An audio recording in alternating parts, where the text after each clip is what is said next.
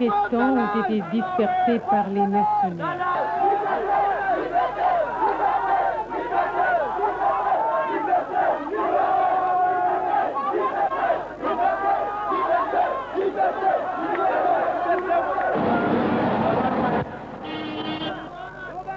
Vu le silence du gouvernement et la situation qui prévalait aux Comores, il était inadmissible qu'un pays souverain soit sous l'emprise des mercenaires, donc un médiateur devait être trouvé rapidement. C'est ainsi que les grandes amies de Bob Denard, l'Afrique du Sud et la France, devaient mettre fin à leur liaison. Des négociations qui ont duré 2 semaines ont été entamées et finalement Bob Denard a accepté de partir des Comores. À quel prix, nous ne savons rien. D'après les informations que nous avions eues toujours, Bob Denard avait 48 heures pour se préparer à quitter les Comores. Pied ferme mon pied.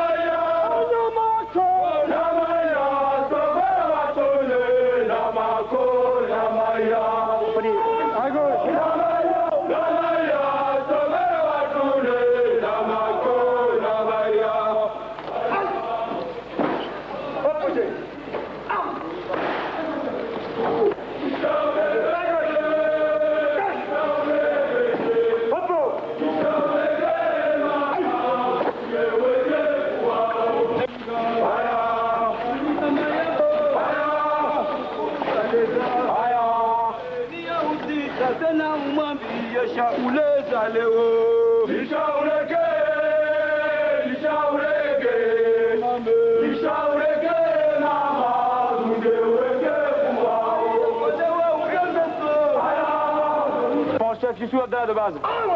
À droite, alignement. Coude à droite, alignement.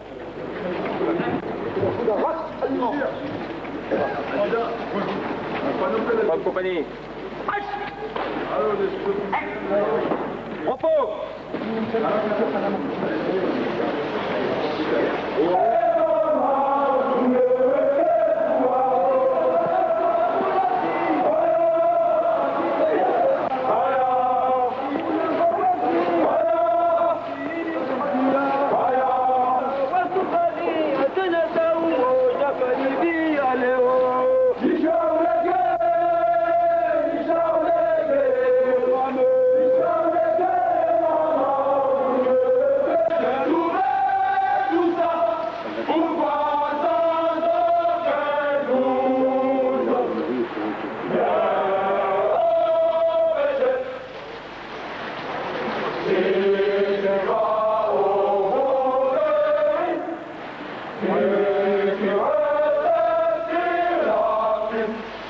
L'État aux Comores, ça vous a surpris?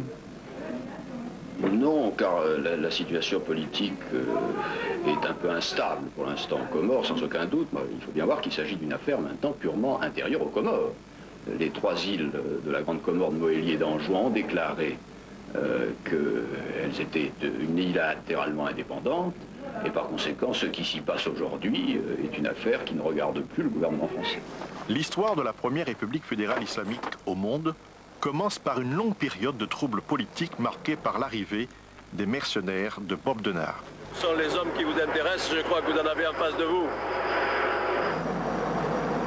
En 1989, le président Abdallah est assassiné. L'armée française intervient à Moroni, les mercenaires évacuent l'île en direction de l'Afrique du Sud.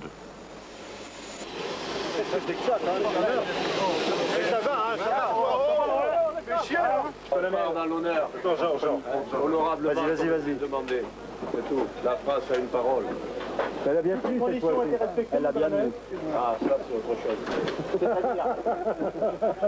Mais l'important c'est qu'il n'y a pas eu d'effusion de sang. Et surtout de s'embrasser.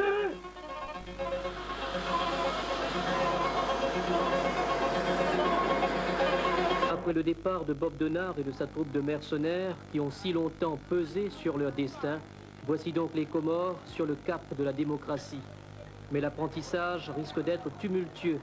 Un formidable et audacieux pari en tout cas pour les 500 000 habitants de l'archipel qui désespèrent de pouvoir enfin sortir du gouffre économique.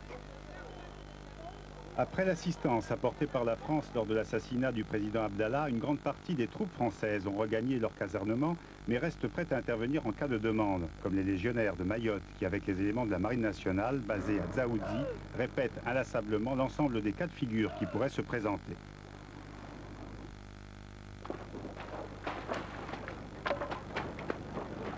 Le détachement de la Légion étrangère à Mayotte est implanté sur le rocher de Dzaoudzi et outre ses activités purement militaires, il peut participer à des réalisations dans la région, comme ce fut le cas lors de la construction de la piste d'atterrissage des îles Glorieuses au nord de l'archipel de Mayotte. Mais il est clair qu'en ce moment, les éléments sont plutôt mobilisés sur d'autres tâches. Au niveau des antennes, après l'accrochage, le groupe s'est exquivé, en direction des... Le rôle de la Légion à Mayotte, c'est très simple, c'est la manifestation concrète de la souveraineté française sur l'île de Mayotte. Lorsque se produisent des événements comme ils se sont produits il y a peu de temps, est-ce que vous avez un rôle très particulier dans ce cas-là? Bien, dans les événements qui se sont produits il y a peu de temps, je pense que vous connaissez le rôle qu'on a eu, c'est-à-dire qu'on a soutenu l'opération qui s'est déroulée au mois de décembre. C'est pas forcément notre seule mission, nous faisons partie intégralement des forces stationnées dans la zone sud de l'océan Indien, et à ce titre, au même titre que le 2e RPBA, nous pouvons être amenés à intervenir dans le cadre des accords de défense avec la République fédérale islamique des Comores.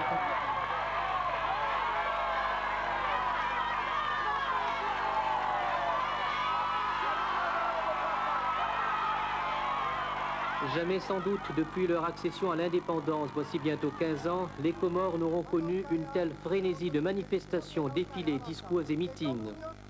Au prix de quelques entorses à la Constitution, taillée à l'époque à sa mesure par l'ancien président assassiné Ahmed Abdallah, le système du parti unique a volé en éclats, permettant ainsi à l'opposition, longtemps bâillonnée, d'élever enfin sa voix au beau milieu d'une campagne inespérée, frappée pour la première fois du sceau du pluralisme. Pas moins de 8 candidats se sont lancés dans la course au présidentiel, parmi lesquels Saïd Johar, le président de la Cour suprême. Propulsé à la tête de l'archipel, au lendemain de l'assassinat d'Ahmed Abdallah, il n'a guère éprouvé de difficultés pour trouver sa marque. Chef de l'État par intérim depuis le 26 novembre dernier, il mène campagne sur le thème du changement dans la continuité.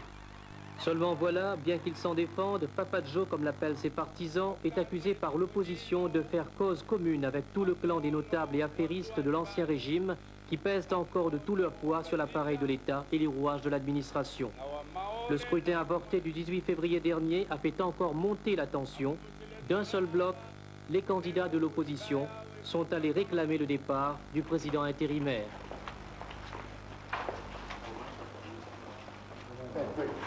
Les 7 candidats aux élections présidentielles de ce jour viennent de rencontrer le candidat président intérimaire pour lui demander, devant les manifestations frauduleuses dûment constatées par toute la population, d'annuler ces élections.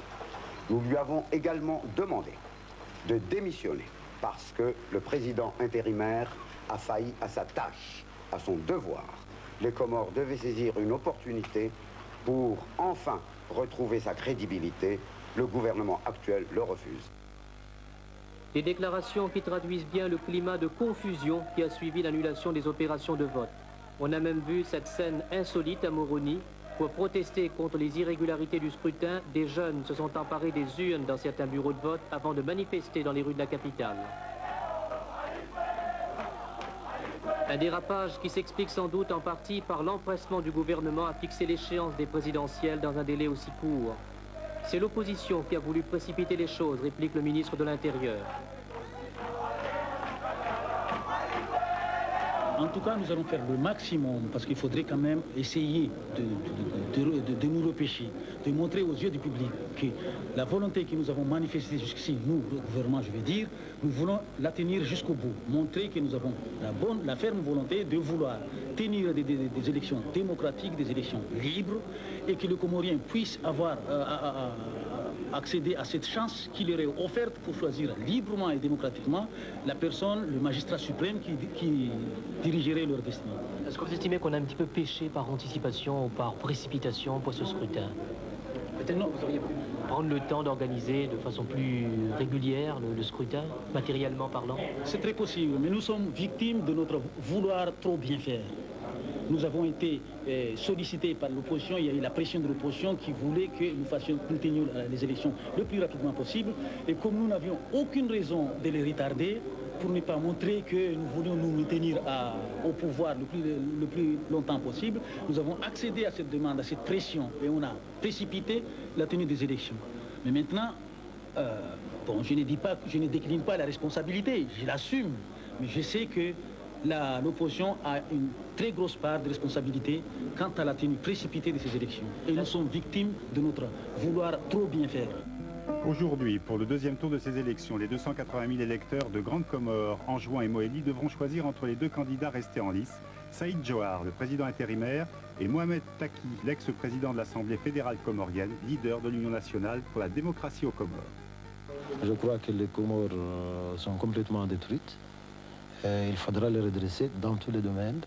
Bon, bien entendu, il y a des priorités, comme la fonction publique. Il faudrait qu'il y ait un État d'abord, qu'il en soit un à l'intérieur et à l'extérieur. Et puis ensuite vient l'enclavement, l'alimentation en eau de la population, l'électrification du pays. Je crois que ce sont trois priorités qui viennent après le redressement de l'État. Au cœur des débats, il y a enfin le problème de Mayotte. Mayotte qui a choisi de rompre les amarres avec les trois autres îles de l'archipel au lendemain du référendum d'autodétermination de février 1976. Les autorités comoriennes n'ont jamais admis cette séparation et considèrent qu'un jour ou l'autre, l'archipel devra recouvrer son intégrité territoriale. Si tous les candidats sont unanimes sur ce point, il n'en demeure pas moins que tous estiment que les Comores devront donner des gages et que rien ne presse. Moi, j'estime qu'il y a une priorité. Il faut quand même redresser le pays dans les trois. Et puis, rétablir la liberté et la démocratie, et de façon à ne pas effrayer nos frères de Mayotte. Pendant ce temps-là, il faudrait que le gouvernement français essaye d'établir les conditions socio-économiques qui permettraient à Mayotte de réintégrer l'ensemble des autres îles au moment venu. Donc ce serait une réintégration en douceur, par étapes. Si vous voulez. Je crois que ce qui s'est passé en Nouvelle-Calédonie est une bonne leçon. Ils ont commencé par faire cohabiter les Calédoniens ensemble. Je crois que ça marche. Ça pourrait s'envisager pour Mayotte et l'ensemble des trois autres îles. Est-ce que vous avez le sentiment que les Mahorais seraient prêts à jouer ce jeu-là? Si la France le veut, oui. Tout dépend de la France. Absolument. Le problème entre Mayotte et nous, c'est un problème franco-comorien. C'est la France. C'est Paris qui tient les ficelles. Absolument, oui. Comores connaîtront 17 coups d'État en 20 ans. En 1995, le président Johar est à son tour renversé par Bob Denard. La nouvelle Afrique du Sud de Nelson Mandela demande à la France d'intervenir. C'est la fin de l'aventure comorienne pour les affreux de Bob Denard. Menée par les militaires français destinés à rétablir la légalité constitutionnelle aux Comores a donc été déclenchée tôt ce matin, faisant au moins 3 morts chez les rebelles et par ailleurs plusieurs blessés plus ou moins gravement atteints, dont 2 journalistes, un photographe de l'agence Sigma et un confrère de l'hebdomadaire français VSD. Selon Charles Millon, ministre de la Défense, aucune perte n'est à déplorer côté militaire lors de l'intervention des forces spéciales. Le récit de cette journée avec notre correspondant à Moroni, Kamel Eddine Sindou. c'est à partir de l'ambassade de France où il s'était réfugié depuis la décision du président Johar la semaine dernière que le Premier ministre comorien s'est déclaré, je cite, président par intérim en vertu de la Constitution. Moins d'une heure après cette intervention, un gouvernement d'union nationale composé d'une douzaine de membres représentant les partis qui ont condamné le putsch de jeudi dernier a été formé. L'Outima qui a demandé le départ de Bobdenar hier, ralliant ainsi la position du forum, ne figure pas dans cette nouvelle équipe. La déclaration de Kambi et Chouti n'a donné aucune précision sur le sort du président Johar, qui était jusqu'à ce matin dans les mains des mercenaires. Sur le terrain, la situation reste incertaine. Après l'opération Azalé, le nom de code de l'intervention de ce matin, les putschistes au nombre de 700 hommes contrôlent toujours le camp de Kandahani. Certaines informations indiquent l'existence d'autres camps installés à travers l'île. Les troupes françaises, environ 600 hommes, appuyés par 4 Pumas, 2 Transal, un DC-8 et 3 bâtiments navals, s'apprêtent à lancer un dernier assaut sur le retranchement des mercenaires, sans doute cette nuit. On a constaté des rotations qui confirmaient qu'une opération militaire était en train de se déclencher sur les Comores. Cette opération appelée Azalé a engagé 750 hommes sur le terrain. Elle est destinée à rétablir la légalité constitutionnelle aux Comores après le coup d'État du mercenaire français Bobdenar. Nous avons reçu l'ordre de déployer les renforts et de regrouper les moyens pour faire l'opération proprement dite. Nous avons reçu cet ordre vendredi soir. Et donc il a fallu acheminer 600 hommes, plus les 150 hommes qui se trouvaient déjà à Mayotte, depuis la France, depuis Djibouti, depuis la Réunion. Le total des forces a été déployé en 72 heures, tout était prêt dès lundi soir. Selon l'AFP, l'agence France-Presse, le général Germanos a confirmé qu'il n'y avait ni blessés ni tués du côté militaire français. Le Premier ministre de la République fédérale islamique des Comores, Kambi El Chouti, réfugié depuis le début du coup d'État à l'ambassade de France, avait demandé à la France de faire jouer l'accord de défense mutuelle pour investir Bobdenar et ses hommes. Et comme tous les mercredis, il y avait aujourd'hui Conseil des ministres à Paris. À la sortie de l'Élysée, Marie Guyard de Réfo Paris a pu rencontrer Hervé de Charette, le ministre des Affaires étrangères, très ferme sur la position française aux Comores. Nous l'écoutons. On est intervenu aux Comores cette nuit à la demande du Premier ministre comorien pour mettre fin à une agression extérieure organisée par des mercenaires. Vous savez que cette agression a été condamnée par l'ensemble du monde, par le Conseil de sécurité, par l'Organisation de l'Unité africaine, par un très grand nombre de pays africains. Vous savez aussi qu'un accord de défense datant de 1978 nous lie aux Comores en cas d'agression extérieure. Les opinions publiques africaines sont extrêmement sensibles à tout ce qui concerne la sauvegarde de l'état de droit en Afrique et dans l'ensemble du monde. Et la France ne pouvait pas se dérober à ses obligations internationales. Les opérations se poursuivent. Et est-ce qu'il s'agit de rétablir le régime intérieur? Ce qui concerne la vie politique intérieure des Comores regarde le peuple comorien. Bobdenar est sous l'emprise d'un mandat d'arrêt international. Vous savez qu'il était sous contrôle judiciaire en France. Nous avons émis un mandat d'arrêt international et par conséquent la destination de M. Bobdenar, c'est d'être remis entre les mains de la justice française. Nous avons saisi les autorités comoriennes de ce sujet.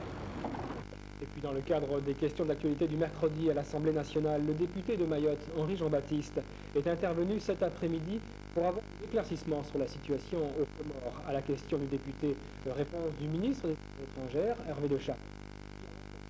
Un peu plus le clou.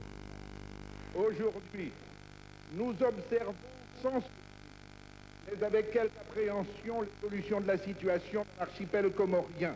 Il est évident, en effet, que la situation, que les risques de déstabilisation dans la région demeurent.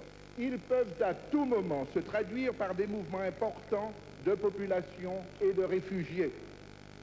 Autre question, de quels appuis, de quel soutien, de quelle complaisance peut-être Bobdenar et ses hommes ont-ils pu bénéficier? Enfin et surtout, nous n'échapperons pas, me semble-t-il, à la redoutable alternative que dans un récent éditorial intitulé « Triste Comore », Le Monde, le journal Le Monde, évoquait en ces termes: faut-il rétablir un régime impopulaire? Peut-on tolérer le coup de force d'un mercenaire? La question, j'en conviens, n'est pas simple. le Premier ministre a constaté l'empêchement du président d'exercer ses fonctions conformément à la Constitution comorienne. En foi de quoi il assume les responsabilités suprêmes du pays. Dans cette fonction, il a demandé à la France d'appliquer l'accord de défense qui lie nos deux pays depuis 1978 et qui prévoit la possibilité, le devoir pour la France d'intervenir en cas d'agression extérieure. C'est ce qui a été décidé et qui a été réalisé depuis cette nuit, minuit, heure française. 1 millier de soldats français sont arrivés et ont commencé de prendre les positions nécessaires de façon à répondre à la demande des autorités légales du pays.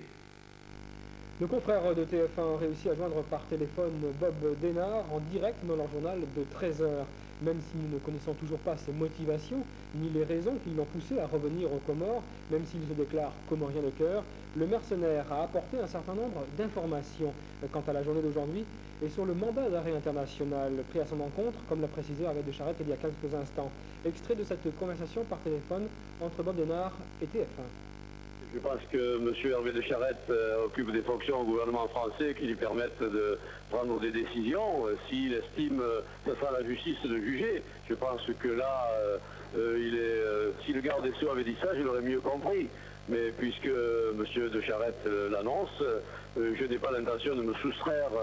La dernière fois, je suis rentré pour me présenter devant la justice de mon pays. Je ferai la même chose cette fois. Je n'ai pas besoin de mandats internationaux, d'un droit d'arrêt internationaux pour me présenter devant la justice de mon pays. Je suis fier d'être français, beaucoup moins en ce moment, parce que je ne comprends pas ce qui se passe, ou plutôt je comprends trop bien. S'il y a des cadavres dans le placard aux Comores, entre la France et les Comores, et qu'on ne veut pas qu'on les découvre, alors moi, excusez-moi, mais il faudra bien qu'on s'explique. Je ne suis pas surpris, mais écœuré, oui, quand même, parce que qu'on se serve de l'armée française pour venir remettre en place, remettre au pouvoir des escrocs, je trouve que c'est un peu gros pour la patrie des droits de l'homme. Je crois que le président Jouard est bien connu pour toutes ses magouilles.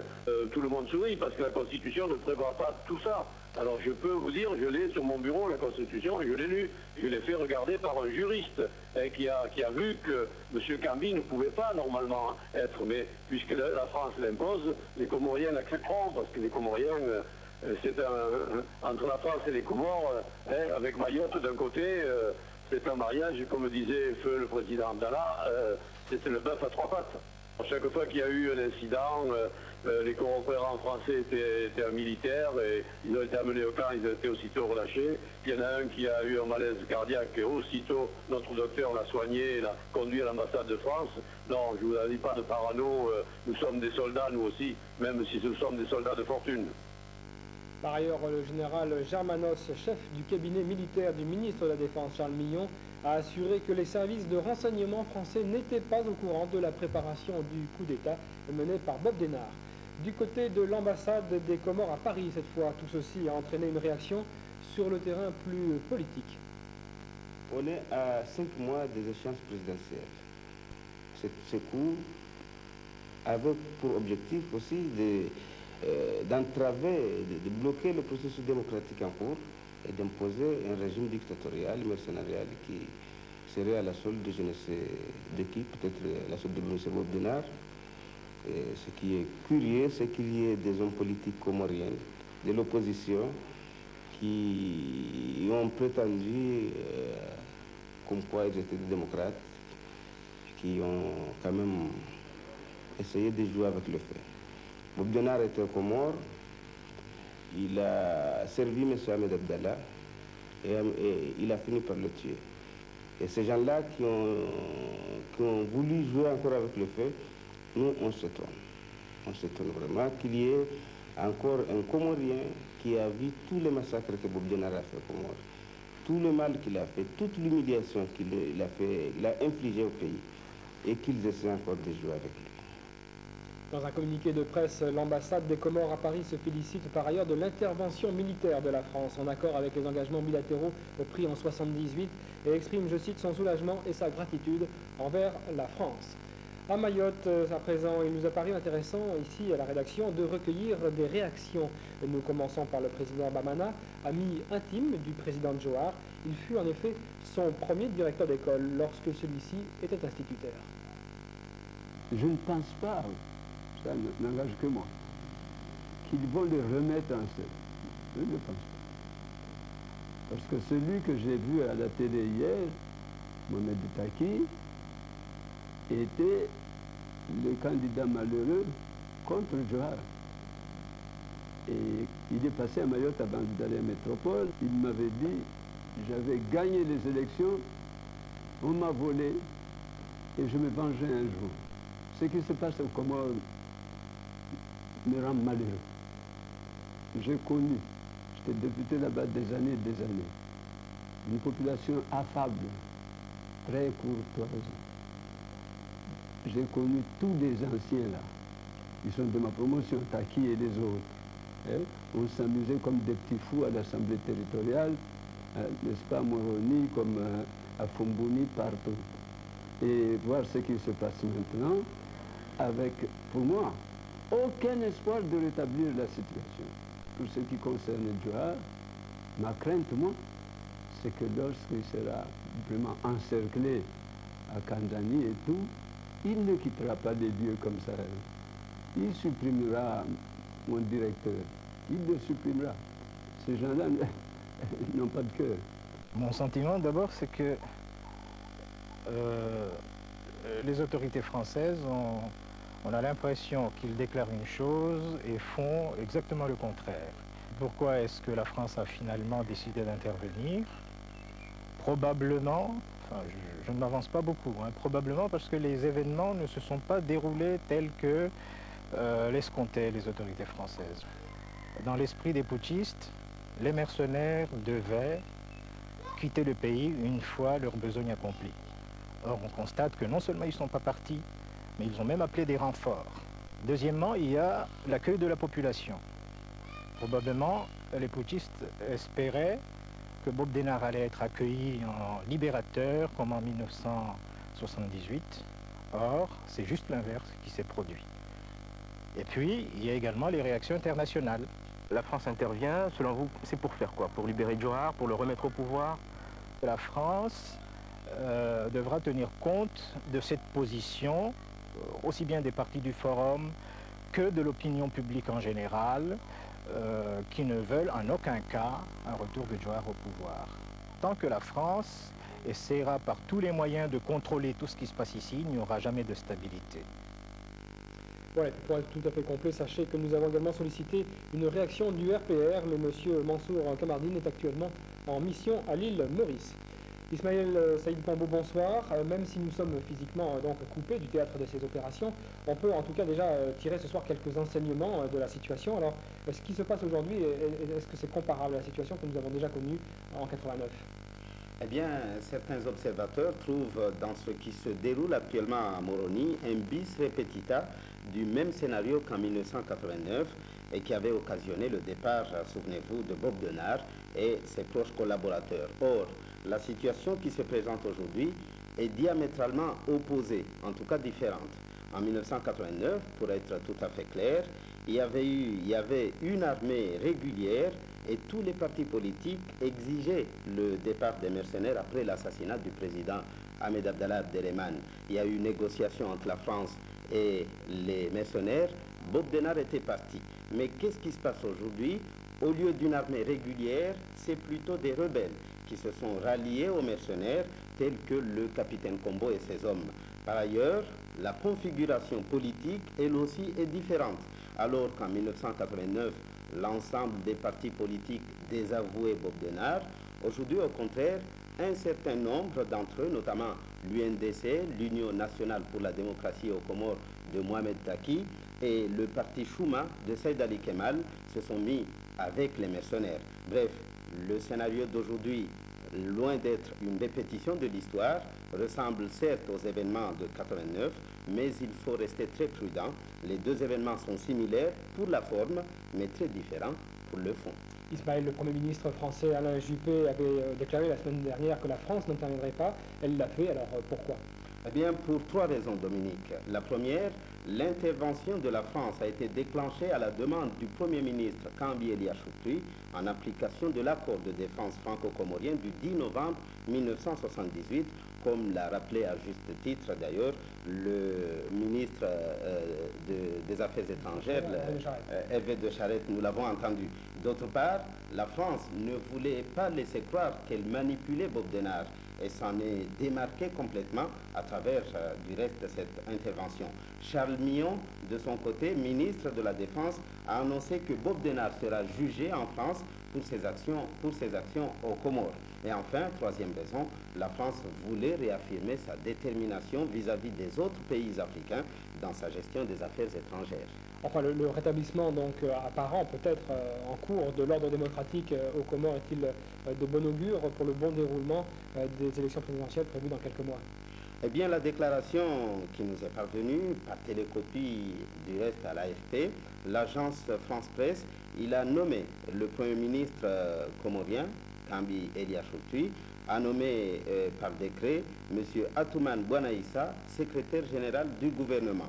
Le Premier ministre comorien a indiqué par ailleurs que ce gouvernement a été formé en accord avec 13 formations politiques de l'archipel.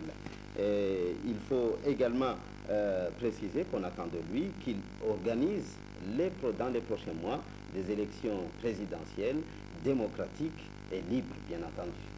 Ismaël, merci pour toutes ces dernières précisions. Une toute dernière dépêche avant de refermer cette édition, une dépêche qui nous vient de l'agence France Presse toujours. Le mercenaire français Bob Denard a démenti ce soir s'être rendu aux forces spéciales françaises qui sont arrivées sans ouvrir le feu à l'entrée du camp militaire où il s'est réfugié. Je prends connaissance de cette dépêche avec vous. Joint par l'AFP dans son bureau dans le camp militaire de Kandani au nord de Moroni, le chef des putschistes a déclaré « Nous en sommes toujours au même point, nous continuons à négocier. Je ne suis pas rendu, c'est le stand-by. Nous verrons demain, ce soir, je suis fatigué ». Il n'a en revanche pas démenti, sans toutefois accepter de confirmer l'information, avoir remis à l'ambassade de France à Moroni le président Mohamed Saïd Johar, qu'il avait capturé, souvenez-vous, à la tête de ses hommes dans la nuit de mercredi à jeudi dernier. Enfin, à Paris, le général Germanos a annoncé que M. Johar avait bien été libéré et se trouvait, lui, dans l'enceinte de l'ambassade à l'autre bout de la ville. 15 heures de Bob Denard. Un seul titre et 7 images, celle de ce Puma de l'armée française que vous distinguez dans la pénombre au bout du parking de l'aéroport. Il s'est posé à Mayotte vers 17h45 en provenance de la piste désaffectée d'Itsamouni à Moroni, avec à son bord le célèbre mercenaire selon une source officielle parisienne. Par ailleurs, toujours selon cette même source, Bob Denard devrait quitter Mayotte ce soir à bord d'un Transal pour rallier vraisemblablement la Réunion avant Paris. Le calme donc revenu à Moroni où les militaires français contrôlent l'ensemble de la situation ce soir. À 15 h, comme annoncé, Bob Denard et ses hommes se sont rendus et ont été arrêtés par l'armée française à la sortie du camp militaire de Kandani où ils étaient retranchés depuis jeudi dernier après leur coup de force.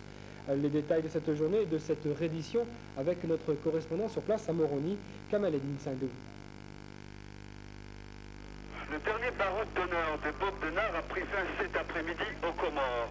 Il aura fallu plus de 12 heures de négociations et un ultimatum pour résoudre le célèbre mercenaire à se rendre. On ignore encore les conditions exigées par l'auteur du coup d'État de la semaine dernière pour sa reddition. On sait tout simplement que Gilbert Bourgeot, alias Bob Denard, avait demandé une sortie honorable pour lui-même et il a garanti que les soldats comoriens qui ont partagé avec lui cette opération ne soient pas arrêtés.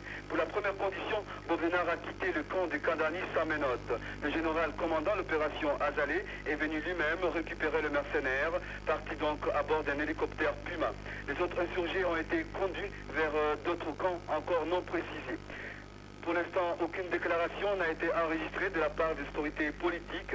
6 jours après le coup d'État du 28 septembre, une chose est sûre, la physionomie du pouvoir a changé à Moroni.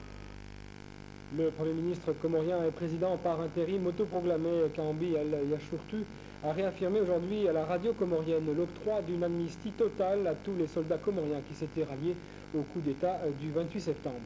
Ce soir encore, et malgré sa reddition et le fait qu'il sera jugé en France, comme l'avait annoncé hier le ministre de la Défense Charles Millon, On s'interroge sur les véritables motivations de Bob Denard, qui, je vous le rappelle, a 66 ans.